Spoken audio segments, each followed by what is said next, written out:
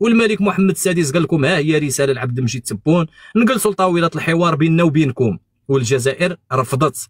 لذلك خسرتوا السعوديه، كما هو الحال مع الاردن، خسرتوا الاردن.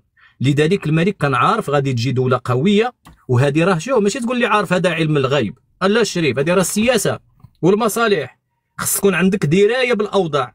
لذلك كان عارف غادي تجي امريكا وغادي تجي تنهب الثروات ديال الجزائر، وغاتبغي تخرج هذه الثروات، وغاتشوف اقرب نقطه الى امريكا، وغتعرف على ان الميناء ديال الداخله هو اقرب نقطه لامريكا، وكانت غادي تعرف على ان ميناء طنجة المتوسط هو الميناء الدولي اللي قادر انه يستوعب ذاك الحاويات الامريكيه اللي غادي تجي تنزل في ميناء طنجة المتوسط. وهذا الشيء علاش امريكا لغات الاتفاق ديالها مع ميناء الجزيره الخضراء اسبانيا ودارتو مع ميناء طنجة. واخا دابا حنا جينا دابا، نتوما عندكم السياده سيدي، قرار سيادي، قاطعين الاجواء، قرار سيادي.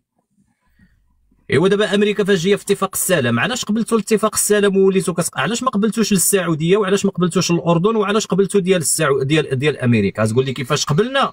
لان مسعد بولس في اللقاء ديالو في قناه الشرق السعوديه شنو قال لهم؟ اثناء زيارتي الى الجزائر اشقاؤنا الجزائريين كانوا سعداء بارجاع العلاقات ديالهم مع المغرب. يعني كنتوا سعداء فاش شنو قال لكم؟ غترجعوا العلاقات؟ قالوا نعم. اما من خلال القرار السيادي اللي كتكلم فيه صديقي العزيز، الجزائر ما عندهاش قرار سيادي حتى في بلادها والمشاورات ديالها والمفاوضات ديالها. الجزائر ما عندها حتى قرار سيادي، وهنا نعطيها لك كدليل. مسعد بولس في الميجيه ديالو لشمال افريقيا والزياره ديالو شفناه جا لتونس، ومن تونس مشى لليبيا، ومن ليبيا فين مشى؟ لفرنسا، ومن فرنسا عاد رجع للجزائر. علاش مشى لفرنسا عاد جا للجزائر؟ بلاتي يا رشيد، بلاتي يا رشيد، ايطاليا فاش بغات تفبرم معكم الصفقه ديال 4 المليار ديال الدولار ديال الطاقه ديال الغاز، قبل ما تجي للجزائر فين مشات؟ مشات لفرنسا، ومن بعد فرنسا عاد جات للجزائر. وشنو قالت لكم؟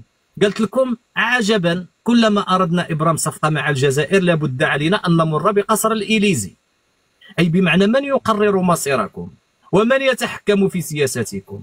اليست فرنسا؟ انت فين ما تمجي شي دوله خصها تمشي لفرنسا عاد تمجي لعندك، فين هي السياده؟ خليني نجاوبك. انت كمال في بالي زهايمر راه حاكمك. النهار اللي جا اسمح لي انا نجاوبك بالتواريخ. النهار اللي جا هذا مسعد بولس وهو وجا تونس، ومن بعد راح لفرنسا وعاود ولا الجزائر، الرئيس تبون وين كان؟ كان هنا في الجزائر. وشكون اللي استقبل مسعد؟ لا، استقبلها الرئيس تبون. مين جا من فرنسا؟ النهار اللي من تونس بغى حب يجي الجزائر، تبون وين كان؟ فين كان؟ قلنا في كان في ايطاليا زياره رسميه. الله اسمعني نقول لك، اسمعني نقول لك، الله اسمعني انا نقول لك، كيما صافي الله اسمعني نقول لك، روح لفرنسا وعاود ولا. يلا اسمعني نقول لك، اولا خصك تعرف على ان عمك تبون رسمي لكم واحد المشهد انكم على ازمه مع فرنسا، وحنا كنقولوا اللي كيتحكم في الجزائر هي الدوله العميقه الفرنسيه، واللي كيتحكم في ماكرون هي الدوله العميقه الفرنسيه. يلا اسمع، مجرد ان عبد المجيد تبون في الزياره ديال مسعد بولس الى شمال افريقيا، عبد المجيد تبون يوم الزياره الى الجزائر واللي مسؤول كبير امريكي جاي في الزياره ديالكم كيهز راسو يمشي لايطاليا، ما تنساش حتى ان عمك تبون كان كيتلقى برنارد ايمي مدير المخابرات الخارجيه، كان كيتلقى به في المانيا ويعطيه الاوامر.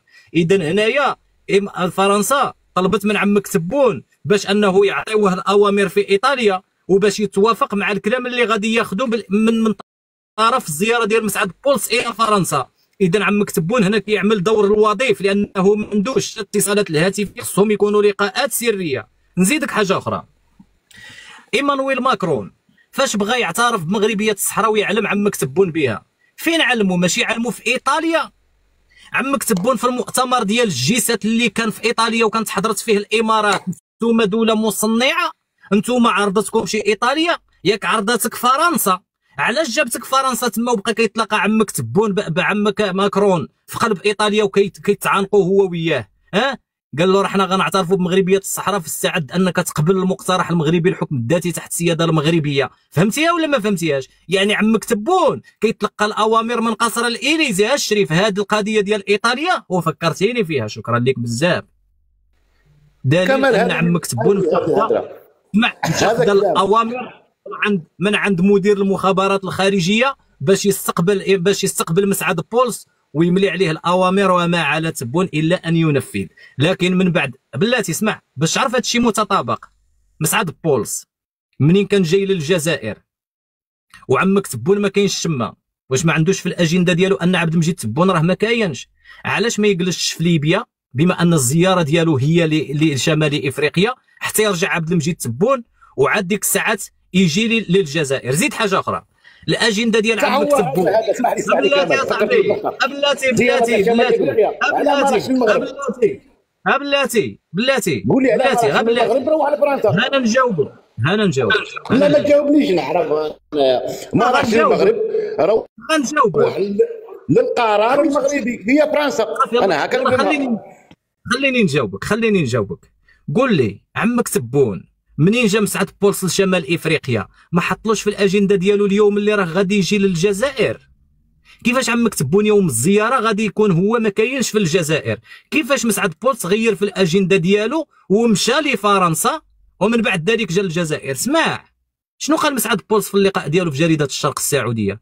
قال كنشكروا الجزائر وكنشكروا بعض الدول الصديقه اوروبيه وعلى راسهم فرنسا اللي داخلين معنا في المفاوضات فيما يخص ملف الصحراء المغربيه.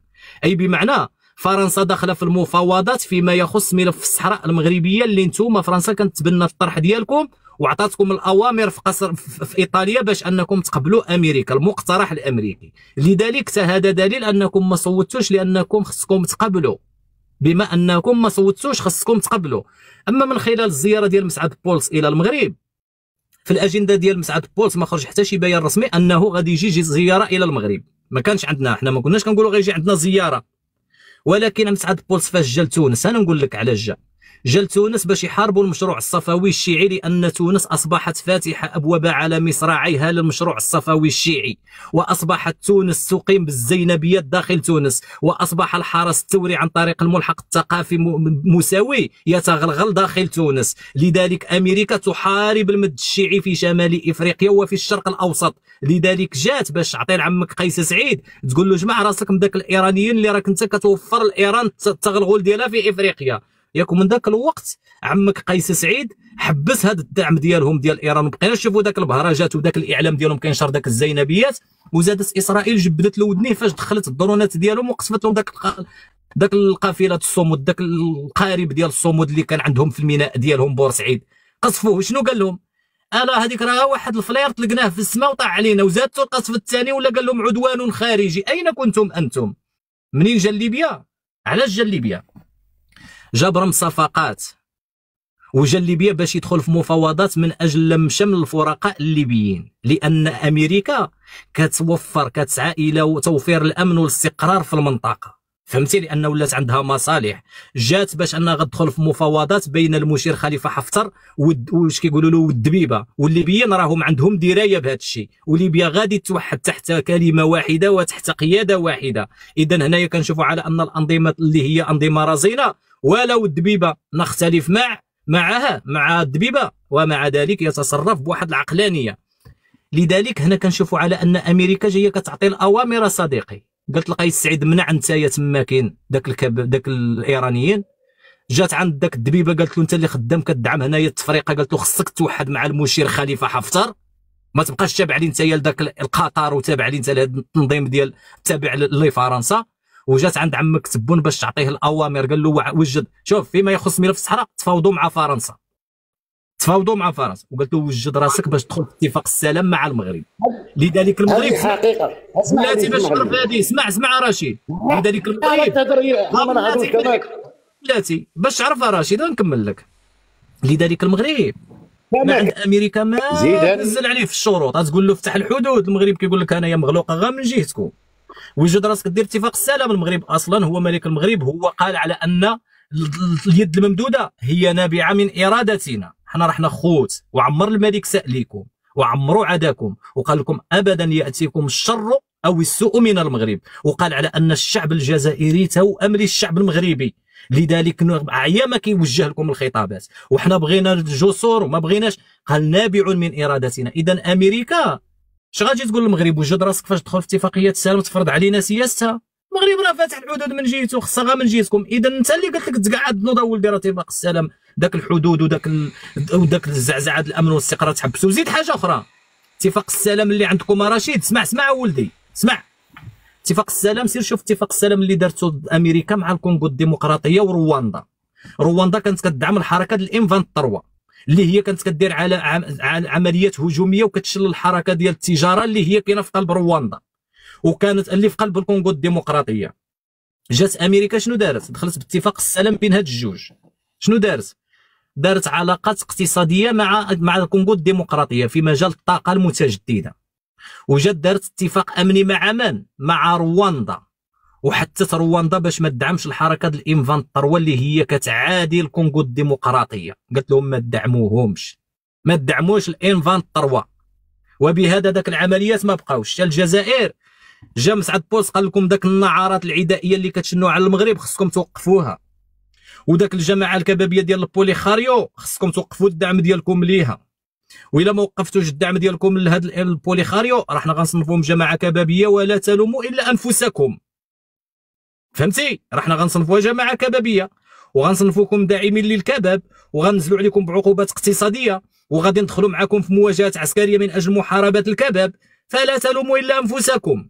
وغادي تفتحوا داك الحدود اخاوتي لي زالجيريان، لان داك الطاقات اللي دينا لكم 700 تريليون قدم ديال الغاز الصخري راه خصنا نصدروه لاوروبا، وخصنا واحد الانبوب اللي هو امن وما يكونش فيه اعطاب، لاننا غنبرموا اتفاقيات مع اوروبا بقيمه ديال 700 مليار ديال الدولار. اذا الانبوب اللي ما كيوقعوش فيه اعطاب كيكون دايز عن طريق البر ماشي عن طريق البحر.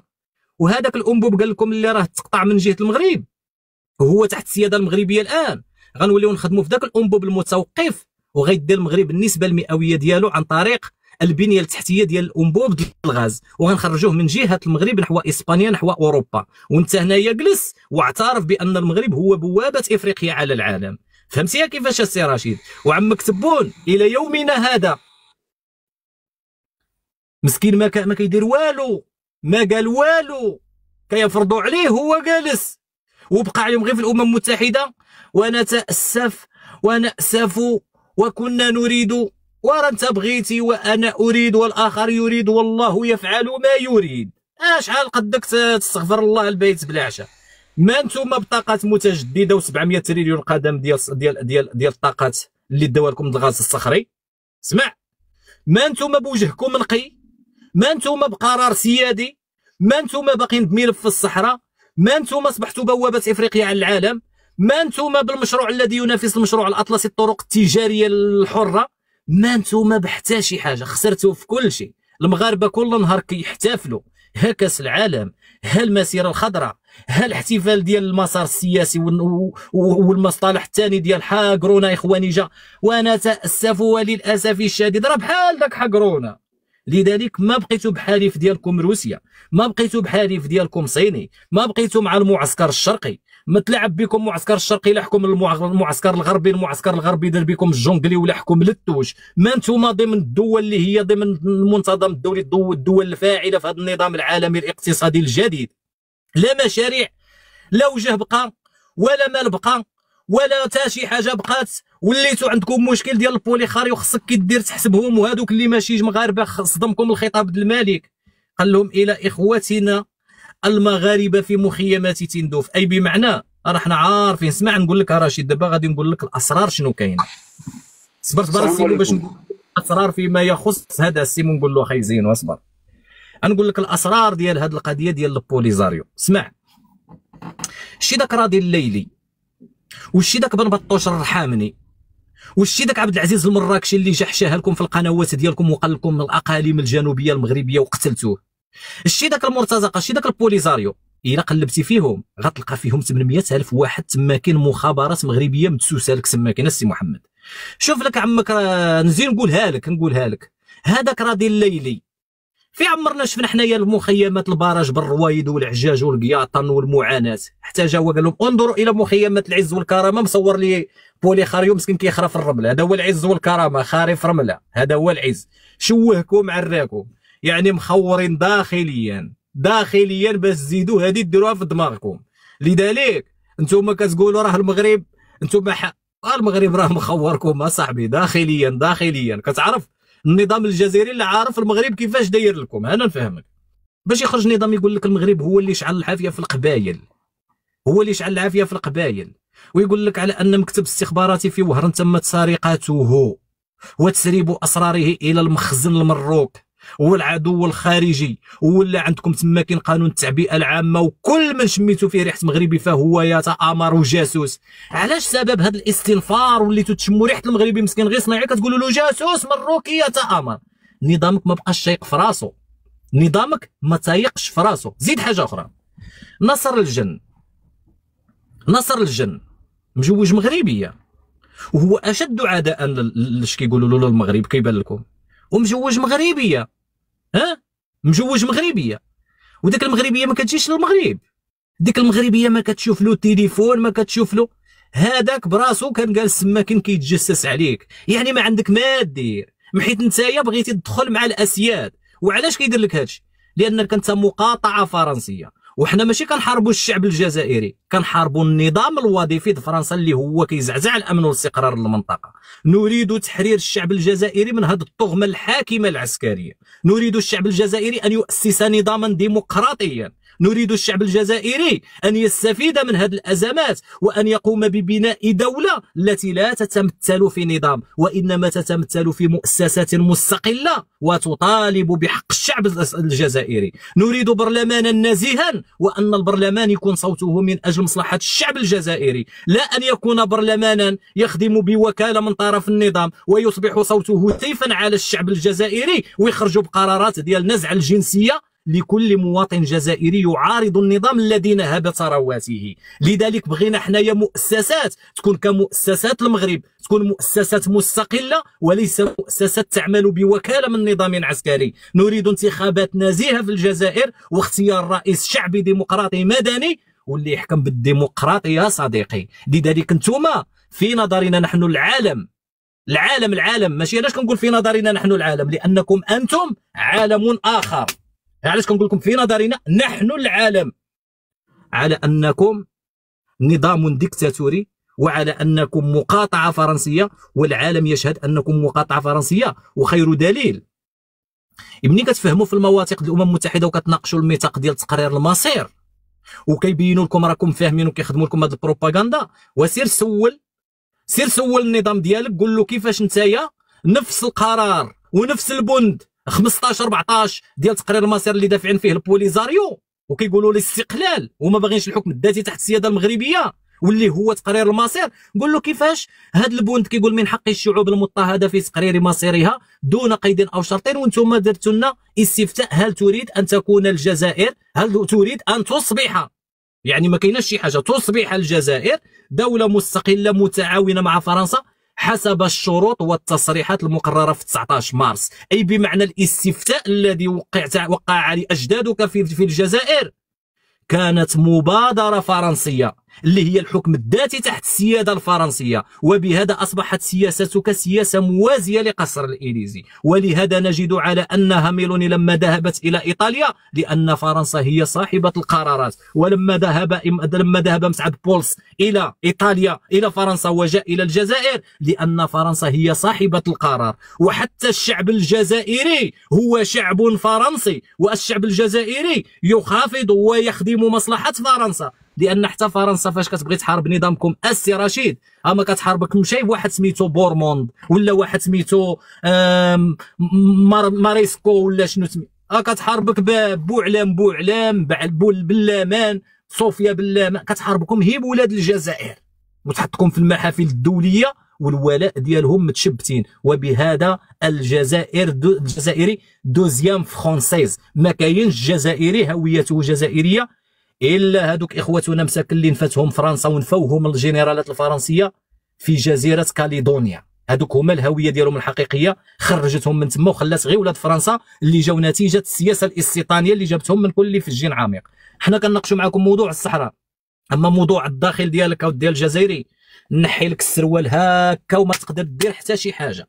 انا موضوع الجزائر كنناقشوا بحال اللي غنناقش انا شي طارود الزبل هنايا، غنبقى نقول لكم شتي داك طارود الزبل راه فيه تما معلقه وفيه كاس مهرس وواحد التشينه باقي فيها النص، هذا هو اللي كاين. الشعب الجزائري شاد الطوابير، الجوع، المعاناه، جا ماجيمو فرنسا، العالم ديالو راه سماه له ايميلي البوسكن، الناشد الوطني حقوق النشر والتوزيع تخلصوها لفرنسا، الجزر الكابريرا وايبيزا اللي كتقولوا الدوله العثمانيه فرنسا دازها لكم وعطاتهم اسبانيا وخلات لك النزاعات مع الدول المسلمه كتقولوا دوله مسلمه، النظام يعمل بوكاله من فرنسا، الجنرالات متحكمين في الثروات، الشعب الجزائري ولا مسكين كيعيش المعاناه. اش غنناقش فيك ويقول لك انا كنطالب بتقرير مصير الشعب الصحراوي؟ خرر مصيرك اصاحبي، بعدا عاد اجي خرر مصير شي شعب واحد اخر. تحياتي لكم جلاد، سمح لي والخوت سمحوا لي بزاف.